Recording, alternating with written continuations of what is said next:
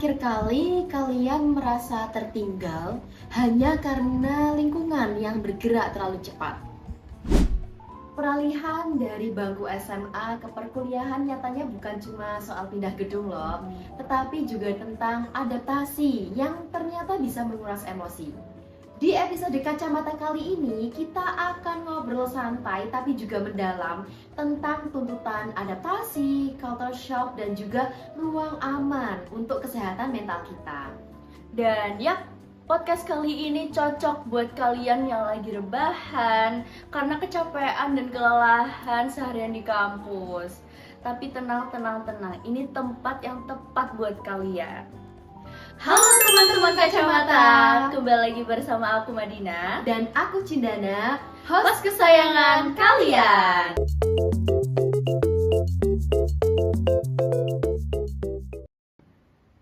Nah, di sini kita sekarang udah bareng dokter Gen Z favorit se-ITS, Dokter Nana dan Dokter Salwa. Selamat datang di Kacamata, Dok. Halo, Dok. Halo teman-teman Kacamata. Terima kasih ya, Dok, udah mau datang ke sini. Gimana kabarnya, Dok, hari ini? Alhamdulillah, Kak. Baik banget. Makasih banyak ya udah ngundang kami di sini. Sama-sama, Dok. Jadi gak sabar buat sharing-sharing bareng kalian semua. Nah ya kami dong yang harusnya seneng banget, apalagi topik hari ini itu sangat relate banget kehidupan kita, apalagi teman-teman Kacamata di sini. Dan aku sendiri juga merasa culture shocknya sih sampai sekarang, jujur. Nah, ya udah kalau gitu langsung kita mulai aja ya, Dok. Menurut Dokter Salwa dan juga Dokter Nana nih, fenomena culture shock yang dialami oleh mahasiswa baru ini tuh apakah sesuatu yang normal terjadi? Oh, itu jelas wajar banget Kak Chen. Sangat amat wajar. Aku waktu awal jadi mahasiswa juga gitu kok, jadi tenang aja. Setuju banget, hal itu tuh wajar banget kalau dialami sama mahasiswa baru. Pasti Kak Madina sama Kak Cindana juga pernah mengalami kan? Iya, Dok, sumpah betul banget.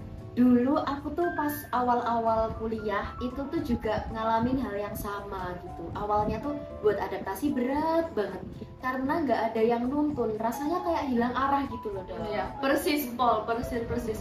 Dulu tuh waktu awal-awal masa perkuliahan minggu awal, itu tuh aku tuh juga ngerasa kayak ketinggalan dan teman-teman itu udah punya plan dan goalsnya masing-masing, tapi aku masih stuck di tempat yang sama. Padahal tuh nggak ada yang maksa sama sekali gitu.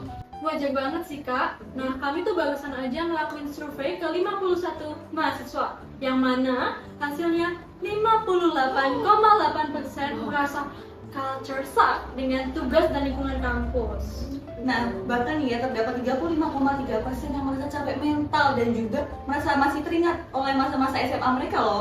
Oh iya, gede banget ya presentasenya berarti. Hal itu otomatis nunjukin ya, Dok, kalau banyak mahasiswa baru yang ternyata ngalamin hal yang sama kayak gitu. Jadi itu sesuatu yang normal gitu, teman-teman, bukan hal tabu. Karena takutnya teman-teman Kacamata yang ada di sini tuh nganggep kalau hal kecapean, culture shock dan hal-hal lainnya itu tuh hal yang nggak wajar, Dok, gitu. Aku paham sih kayak gitu. Pasti banyak kan kita sering mengalami itu dibanding-bandingin sama generasi lama. Betul. Nah, sering mungkin dibilang kayak berlebihan ataupun nggak boleh alay. Betul. Iya, bener banget. Nah, itu yang bikin sebenarnya kita tuh merasa berat, padahal kita tuh udah melakukan hal yang semaksimal mungkin dan kita tuh udah melewati struggle itu, tapi mereka tuh malah menganggap kita itu lebay dan alay. Betul banget, Dok. Padahal kan logikanya kalau dipikir-pikir beban yang ditanggung per generasi itu kan berbeda ya, Dok ya, dan nggak bisa disamaratakan. Betul banget, Dok. Tapi kalau kita boleh tahu nih, Dok, bareng-bareng teman-teman Kacamata juga pengen tahu pastinya dari hasil mini survei yang udah dilakukan Dokter Salwa dan juga Dokter Nana kemarin, kira-kira apa sih faktor yang paling banyak dipilih oleh mahasiswa baru yang sampai bikin mereka itu kaget dan mengalami culture shock? Oke Kak, jadi yang bikin mahasiswa mengalami culture shock adalah manajemen waktu di angka 54,9 yang kemudian disusul oleh budaya organisasi, sistem akademik, dan yang seperti kakak berdua tahu sendiri kalau karakter dosen itu kan beda-beda gitu. Tadi kan sama dokter Salwa dan juga dokter Nana kan udah sempat di-mention kalau faktor yang paling banyak itu mengenai manajemen waktu ya. Tapi kenapa sih dok, kok kira-kira banyak yang memilih manajemen waktu? Karena kalau dipikir-pikir pas SMA itu kan seharusnya lebih berat ya, dari jam 7 pagi sampai jam 3 sore. Nah sebenarnya tuh kalau di sekolah, kalau kita pulang kan langsung pulang ya. Beda tuh sama kuliah yang mana kita punya banyak banget tugas nih. Dan juga banyak banget kan anak kuliah nih yang merantau. Bener. Nah. Termasuk aku. Nah bener banget nih, sedangkan anak SMA itu sampai rumah kan pasti dilayani sama orang tuanya. Makanan pasti udah ada, kebutuhan juga pasti langsung terpenuhi. Beda sama anak rantau yang sampai kos itu langsung di kamar, dia cuma sendirian kan. Belum lagi tugas yang dari kan Iya, Kak. iya, Dan setuju sistem banget, kerja Dok. di kuliah itu kan beda banget sama di kuliah. Aduh iya banget dok, karena aku sendiri sebagai anak rantau, karena apa-apa itu harus makan sendiri, ngatur keuangan sendiri, nyuci sendiri, belum lagi ada tugas yang numpuk. Aku jadi kayak ngerasa digebukin dan gak ada space buat nafas. Nah bener banget nih, saat tugas menumpuk dan juga kita nggak bisa bagi waktu, hal tersebut tuh langsung berdampak loh sama mental dan juga kesehatan fisik kita. Oh iya, FYI tuh ada 29,4% mahasiswa ini ngerasa overwhelmed setiap hari. Berarti emang kan dunia kuliah sangat pengaruh ya. Nah, iya dok, kayaknya aku kalau bisa milih bakal masuk ke yang 29,4 ya tadi. Iya benar. 29,4% orang tadi, karena emang ngerasa capek banget buat adaptasi sama lingkungannya, sama adaptasinya juga. Rasanya tuh kayak pengen rebahan di kamar and do nothing gitu loh dok. Nah oke, menarik banget nih. Dengerin ya para Gen Z, karena culture shock yang kalian alami, kalian tuh bisa mengalami beberapa hal. Seperti yang pertama yaitu burnout hingga kehilangan motivasi belajar. Nah yang kedua yaitu jam tidur kalian tuh bisa jadi berantakan loh. Sepakat. Nah yang ketiga yaitu kalian tuh bisa jadi sering merasakan kesepian, lonely gitu lah. Yang keempat, nafsu makan itu jadi berantakan, berkurang lah, hingga bisa mengakibatkan insomnia. Nah beberapa hal tersebut itu bisa diakibatkan dari rasa lelah kalian yang sering kalian alami. Aduh, bener banget dok, sumpah. Kayaknya episode podcast kali ini tuh bener-bener relate dan juga sesuai sama apa yang dialami sama teman-teman kacamata ini sekarang, yang dialami teman-teman sekarang ini. Pasti teman-teman juga lagi ngalamin itu. Kayak dokter Sal dan juga dokter Nana pasti juga pernah ngalamin hal kayak gitu kan? Pasti Kak, aku dulu waktu kuliah tuh sering banget ngerasa burnout. Dan waktu burnout tuh yang tak mau tuh cuma tidur seharian, tidur intinya, yang mau tidur udah.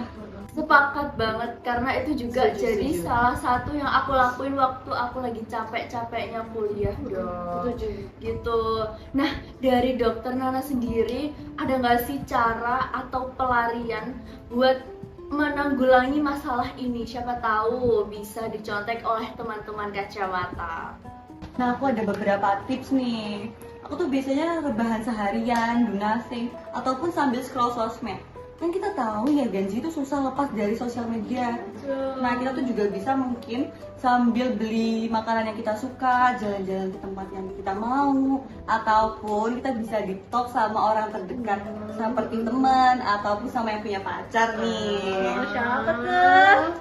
Nah menurut aku ya hal tersebut tuh ampuh buat ngatasi rasa lelah aku nih guys. Oh, yang deep talk sama orang terdekat itu 100% aku setuju banget sih dok. Karena aku personally ngerasa dengan deep talk itu punya impact yang gede buat ketika aku ngerasa overwhelmed itu sendiri. Dengan aku deep talk sama orang terdekatku, aku tuh selain meminta solusi, juga yang paling penting minta didengerin aja sih dok gitu. Bener kan ya dok ya? Betul. Nah, itu teman-teman kacamata, bisa dicontek tips dari dokter Nana untuk mengatasi stres karena burnout dan culture shock di dunia perkuliahan. Oh iya Kak Jan, Kak Mas. Jadi ada satu tips nih yang paling dibutuhin sama Gen Z. Apa tuh? Apa ya? Dok? Buat teman-teman kacamata ini pasti sudah kepo. Pasti dok itu dok. Jadi hal yang paling dibutuhkan sama mahasiswa itu namanya support system. Betul. Jadi dengan adanya support system, kita itu punya yang namanya safety place atau ruang aman, di mana kita bisa cerita tanpa takut dianggap alay, lebay. Nah, jadi perasaan kita divalidasi, didengar, dan itu instan banget bikin beban di kepala berkurang. Kelas banget tuh ya Gen Z, dengerin apa yang diomongin Dokter Salwa tuh ya. Betul banget. Ya last but not least, semua masalah itu pasti akan berlalu kok. Adaptasi itu bukan hal yang tabu. Kalian tuh wajar kok buat merasakan hal tersebut. Jangan lupa validasi untuk perasaan kalian ya. Semangat dan kalian pasti bisa. Dan itu ya teman-teman kacamata, jadi kalian tuh nggak harus sempurna di tahun pertama perkuliahan. Jadi kasih waktu sejenak untuk diri kalian beradaptasi, karena beradaptasi itu bukan salah satu kekurangan kalian. Betul banget tuh Mat. Kita nggak dirasa-rasa udah berada di penghujung podcast. Sedih banget. Makasih banyak ya Dokter Salwa dan juga Dokter Nana udah berkenan hadir di sini. Jujur kalau boleh bilang, materi yang disampaikan hari ini tuh benar-benar berdaging dan berbobot banget buat kita ke depannya, apalagi buat teman-teman kacamata yang mungkin ngalamin struggle di awal-awal perkuliahan. Makasih banyak ya Dok sekali lagi. Sama-sama Kak, seneng banget bisa bantu.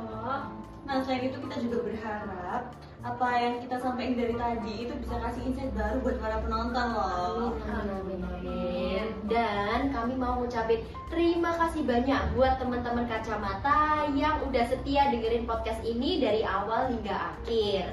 Habis ini jangan lupa ya cari support sistemmu, dan jangan lupa buat rehat sejenak. Akhir kata dari aku Cindana Dan aku Madina, pamit undur diri. Sampai Sampai jumpa jumpa di Kacamata episode berikutnya. Stay safe, stay healthy, and bye-bye.